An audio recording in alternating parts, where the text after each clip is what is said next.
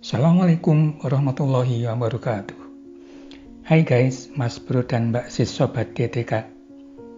Selamat berjumpa dengan saya, Bang TJ di channel kita DTK alias Dunia Teknik Kimia. Di channel ini kita bakalan ngebahas mengenai topik-topik menarik di bidang teknik kimia, berupa kasus-kasus atau fenomena yang terjadi dan juga software aplikasi untuk teknik kimia. Channel ini ditujukan khususnya untuk para mahasiswa dan praktisi bidang teknik kimia atau siapa saja yang tertarik dengan bidang teknik kimia. Di video kali ini, kita masih akan membahas mengenai perhitungan secara serentak untuk alat pertukaran panas. Beli gula-gula, dapatnya coklat. Segera saja kita berangkat. Keunggulan dari metode ini bahwa kita bisa memberikan spesifikasi desain variabel secara bebas, apapun bisa kita ambil. Nah, itu yang nanti biasanya akan dieksploitasi ya, atau kita manfaatkan agar apa? Kita bisa mengoptimasi sistem kita itu secara komprehensif. Semua desain variabel itu bisa istilahnya itu dievaluasi dengan baik. Tapi kalau kita menggunakan metode yang sekuensial, maka tadi ada batasan terkait dengan pemilihan desain variabel. Oke, jadi 3 unsur ini yang sangat vital, sangat penting ya, keunggulan dari metode secara serentak. Nah, sebelum kita bahas tugas, saya kira saya perlu menampilkan ini.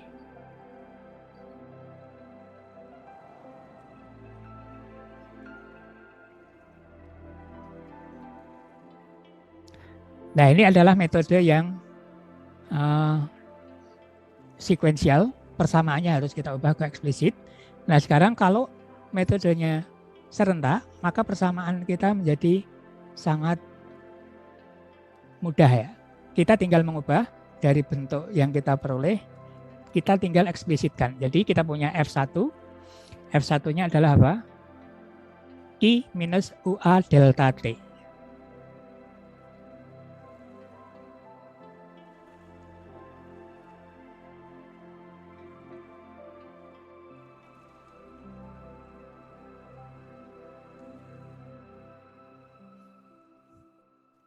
Nah, di sini lalu I minus UA delta T sama dengan 0. Yang tinggal menggeser ya, dulunya adalah apa? I sama dengan UA delta T LMTD. Persamaan 2, dulunya delta T sama dengan, tinggal kita ubah menjadi delta T minus, dan di sini sama dengan 0, sedangkan di MATLAB-nya tentu sama dengan 0-nya tidak ada ya, karena kita mendefinisikan fungsinya. Ini adalah F1, F2, dan seterusnya. Nah, ini fungsinya. Jadi persamaannya ya apa adanya seperti itu. Itu akan berlaku untuk seluruh desain variabel. Nah, tinggal desain variabelnya yang nanti kita kirim. Nah, jadi sekarang kalau kita lihat, ini adalah data-data yang ada, sama persis seperti kemarin. Nah, yang berbeda sedikit cuma di sini cara menyelesaikan. Kita akan memvariasikan rasionya, yakni K ya. Kemudian K itu akan kita rubah-rubah untuk menghitung variabel-variabel yang tersisa, tapi menghitungnya sekarang kita menggunakan penyelesaian secara serentak. Ya, ini kita memanggil fsolve. Kita memanggil toolbox fsolve, kemudian fsolve membutuhkan persamaan serentaknya yang harus kita pecahan secara bersama. Persamaannya kita simpan di persamaan HE. Nah, ini persamaan HE-nya yang memuat persamaan implisit. Nah, tinggal kita mentransfer variabel-variabelnya sebagai vektor. Jadi variabel yang akan kita trial adalah apa? W2, W4, T4, Q, U, delta T, dan A. W1 kita simpan di vektor 1, X1 yakni W4 kita ambil dari X2, T4 kita ambil dari X3, Q dari X4, U dari X5, delta T dari X6, dan A dari X7. Jadi ketika masuk di persamaan HE, kita akan transfer nilai X ke variabel-variabel kita. Kemudian persamaan HE akan menghasilkan fungsi yang akan diselesaikan atau dicari akarnya.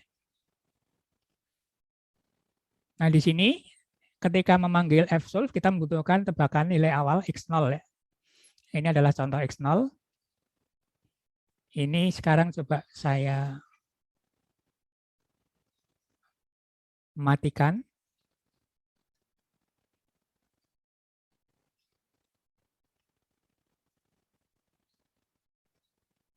Aduh, sorry. Nah, ini X0 tebakan untuk W2, W4, T4, Q, U, delta T, dan A.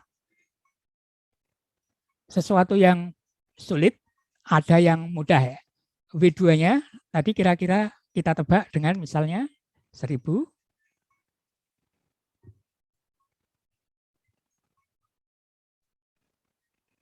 Mohon maaf. Ini ada telepon, tampaknya penting. Mohon maaf saya. Jadi ini kalau kita tebak W2, W4 kecepatan fluida pendingin, ya katakanlah kita misalnya tebak dengan nilai yang sama. Kemudian T4 itu kira-kira suhu air keluar itu adalah suhu masuknya tadi berapa? Suhu masuknya 60 karena kita menggunakan Fahrenheit ya. Katakanlah misalnya suhunya kita harapkan naik 20 derajat Celcius saja, berarti 80.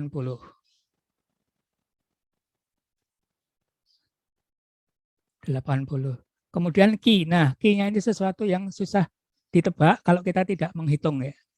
Kita bisa menghitung. Saya tidak pegang kalkulator. Nah, coba misalnya kita sekarang tebak aja 10.000. Tapi kalau kita mau menghitung, nah kira-kira bisa ya dihitung. Kemudian U-nya juga sesuatu yang susah ditebak. Kita nggak tahu, coba saja kita tebak 20.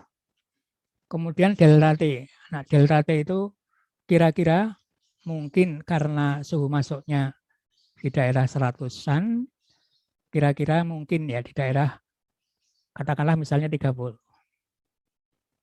Kemudian A. Nah, ini A ini sesuatu yang juga susah ditebak karena dia bisa ordernya ratusan, bisa ordernya ribuan, bahkan mungkin bisa puluhan ribu.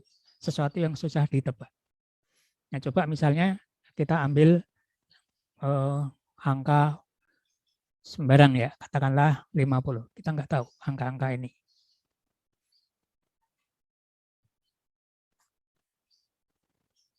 Nah, apakah punya kita akan bisa menemukan jawaban? Kita coba.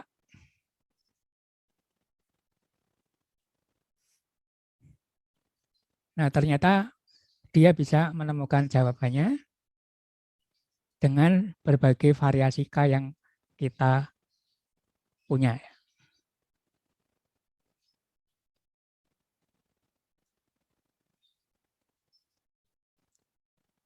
Nah, ini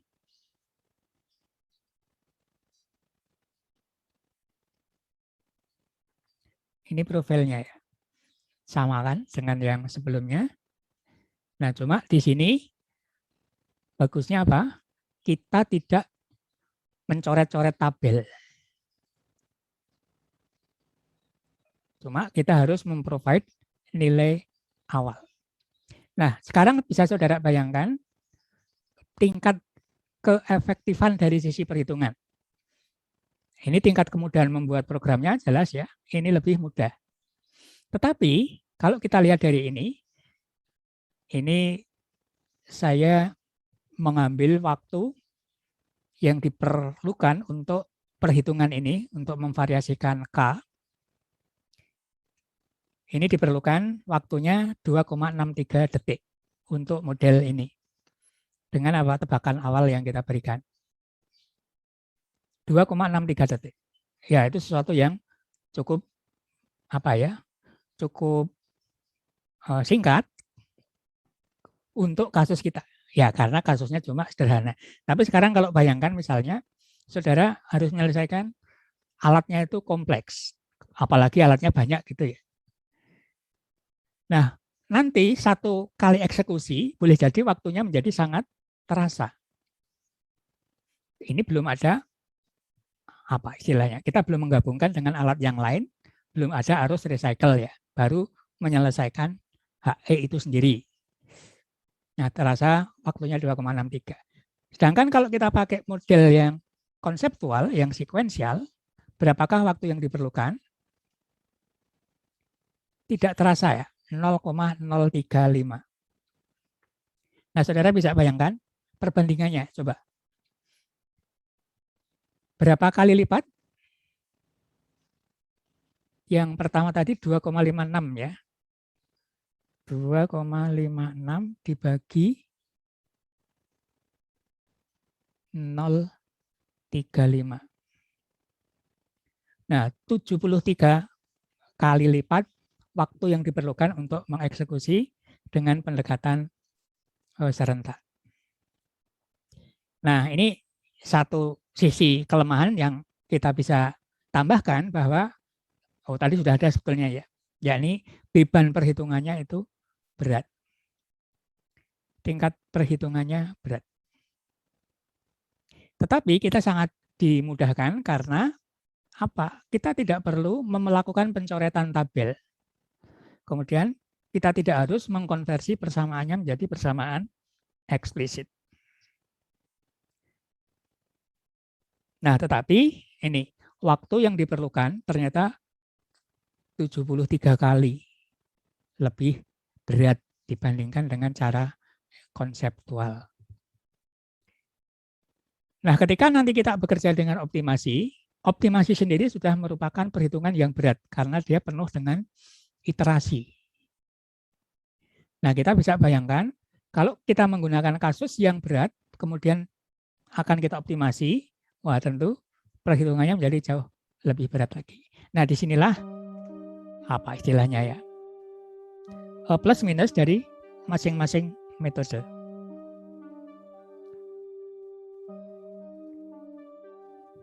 Nah, tapi sekali lagi bahwa metode serentak memiliki keunggulan yang sangat penting, yakni bahwa tadi sudah kita rasakan, kita tidak perlu mencoret-coret, tidak perlu membuat tabel lalu dicoret-coret, kita tidak perlu mengubah persamaannya menjadi eksplisit, yang itu kadang juga merepotkan.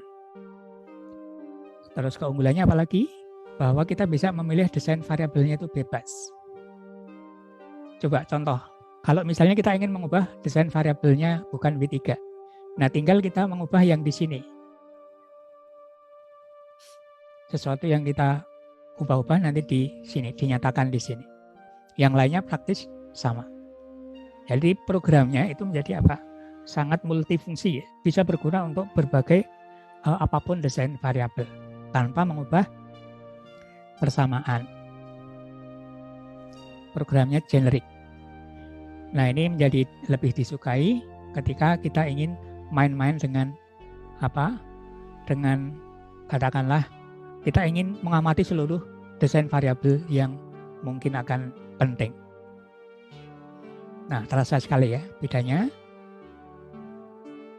Yang metode konseptual sangat cepat, sedangkan yang metode serentak itu mau tidak mau menjadi berat karena kita sedang menyelesaikan root finding problem, penyelesaian sistem non-linear.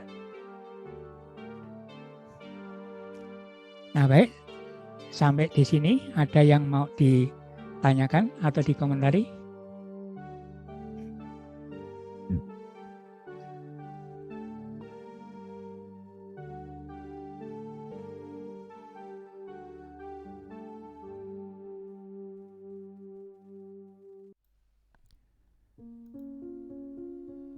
Baik, sahabat Ditika yang berbahagia, sampai di sini dulu video untuk kali ini. Pada video berikutnya, kita akan membahas mengenai optimasi. Apa itu variabel, fungsi tujuan, dan proses model dan constraint.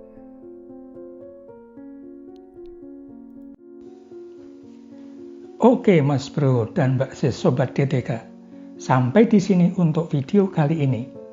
Jika Sobat merasa video ini bermanfaat, silahkan di-like dan share kepada rekan dan koleganya agar kemanfaatannya lebih besar dan meluas. Dan agar tidak ketinggalan dengan video-video terbaru kami, jangan lupa dipencet tombol merah subscribe-nya. Insya Allah, Sobat juga akan memperoleh pahala jariah dari siapapun yang ikut mengambil manfaat dari channel ini. Dengan subscribe, Sobat DTK telah ikut membangun channel ini agar terus hadir membahas topik-topik menarik lainnya. Sampai ketemu lagi di video berikutnya. Salam hangat DTK, Bravo Techimer Indonesia. Assalamualaikum warahmatullahi wabarakatuh.